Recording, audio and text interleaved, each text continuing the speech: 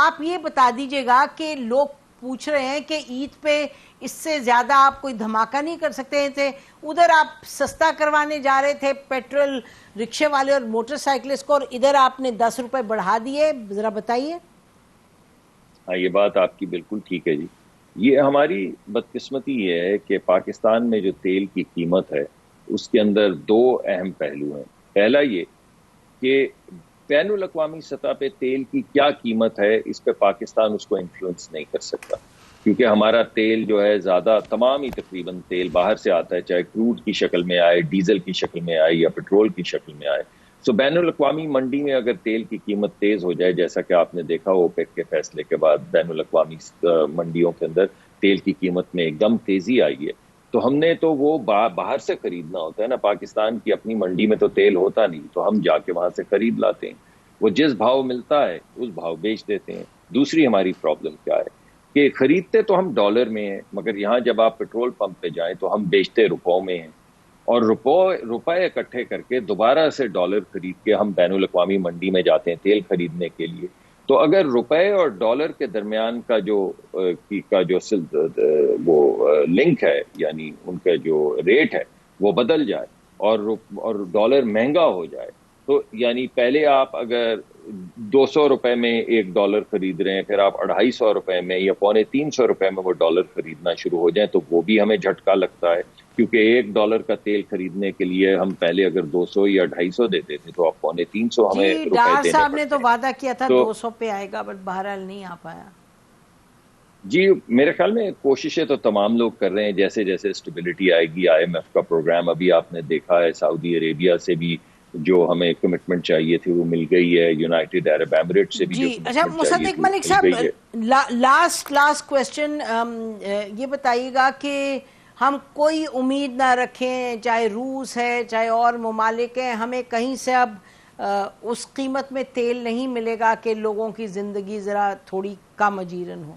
نہیں، روس کے اوپر تو ہم بالکل آن ٹریک ہیں جی، اور جو ہم نے وعدہ کیا تھا وہ پورا کر رہے ہیں، اور روس سے خام تیل جو ہے وہ بہت جلد انشاءاللہ اگلے 1 مہینے میں وہ پاکستان آنا شروع ہو جائے گا۔ تو روس والا معاملہ تو بالکل آن ٹریک چل رہا ہے۔ جو سبسڈی والا معاملہ ہے، میں نے آپ سے بھی سنا ہے، میں نے کچھ دیگر خبریں اخبارات میں بھی پڑھی ہیں، ابھی تک ہمیں کسی نے فارملی نہیں کہا کہ آپ اس پہ کام نہ کریں، تو ہماری ٹیم وہ جو سستے پیٹرول والی اسکیم ہے اس پہ کام کر رہی ہے، لیکن ہم یہ نہیں چاہتے کہ کوئی ملک کے لیے مشکلات پیدا ہوں، تو اگر کوئی ہمیں انسٹرکشن ملے گی تو ہم ضرور وزارت سے، منسٹری آف فائنانس سے مل بیٹھ کے سر جوڑ کے کوئی اس کو آگے بڑھائیں گے اس طریقے سے۔ ٹھیک ہے، تو بس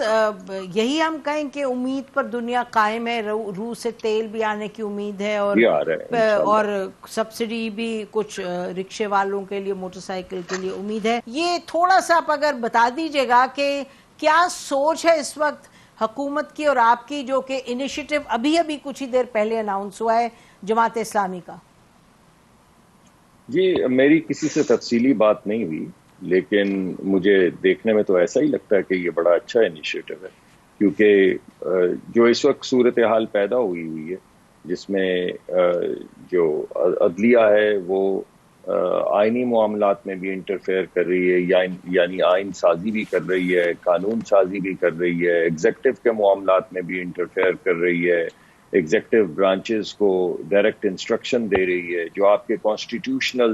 ادارے ہیں جیسے کہ الیکشن کمیشن، ان کے کام کے اندر بھی ڈائریکٹ انٹرفیئر کر رہی ہے۔ تو ایک طرف وہ انٹرفیئر اور اپنی انگریس کو بڑھاتی چلی جا رہی ہے، اور دوسری طرف پارلیمان جو ہے وہ بھی ڈٹا کھڑا ہے اور وہ بھی کہہ رہا ہے کہ سوال نہیں پیدا ہوتا، کیسے ہو سکتا ہے کہ عدلیہ جو ہے وہ ایگزیکٹو کا رول لے لے یا پارلیمان کا رول لے لے۔ تو ایک کلیش کی صورتحال پیدا ہوتی چلی جا رہی تھی، اور اگر اس میں کچھ ریلیف آ جاتا ہے تمام سیاسی جماعتوں کے مل بیٹھنے سے، تو میرے خیال میں تو یہی جمہوریت کی ایسنس ہے۔ میں نے اس کی تصدیق نہیں کی، نہ میری اپنی پارٹی کے کسی شخص سے بات ہوئی ہے، لیکن اگر یہ بات آگے بڑھ رہی ہے تو یہ بہت خوش آئند چیز ہے، اور اسی سے میرے خیال میں کوئی راستہ نکل آئے گا انشاءاللہ۔ اچھا یہ بتائیے مصدق ملک صاحب، سنس آپ نے ریز کر ہی دیا معاملہ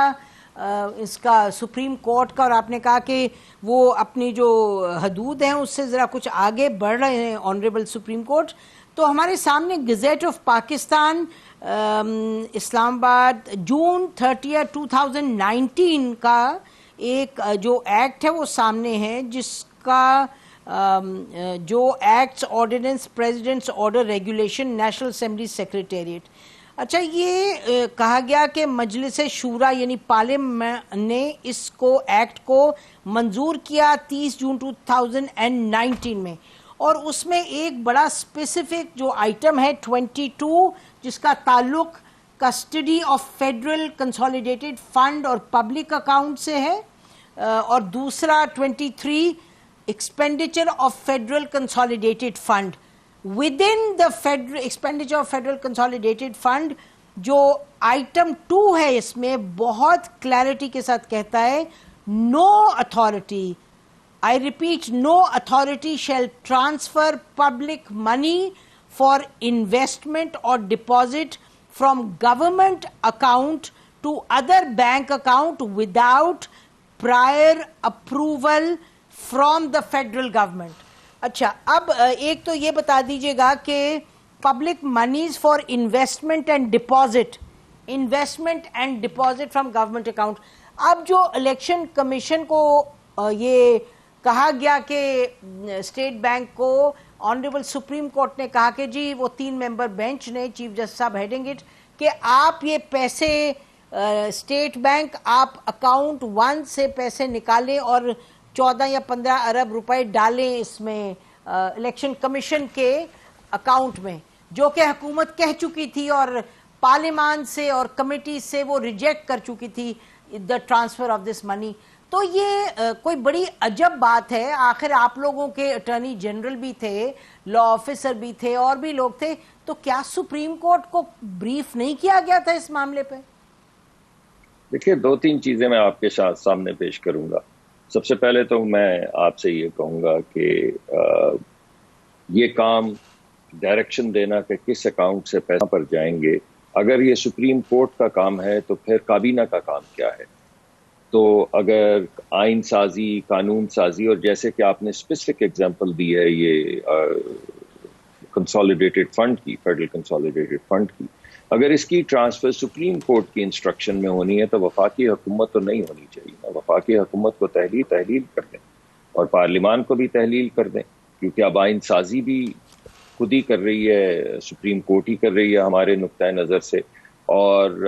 قانون سازی بھی سپریم کورٹ ہی کر رہی ہے, اور ایگزیکٹو کے معاملات کے اندر بھی سپریم کورٹ ہی فیصلے کر رہی ہے اور انسٹرکشنز دے رہی ہے. تو باقی تمام ملک کے ادارے تو ختم کر دینے چاہیے نا, پھر تو ایک ہی ادارہ رہنا چاہیے, جیسا کہ مارشل لاز میں ہوتا ہے کہ ایک چیف مارشل لا ایڈمنسٹریٹو ہوتا ہے اور وہی حکمران ہوتا ہے, وہی صدر ہوتا ہے, اس کے سامنے کیا مجال کسی پارلیمان کی, کیا مجال کسی عدالت کی, کیا مجال کسی کی بھی.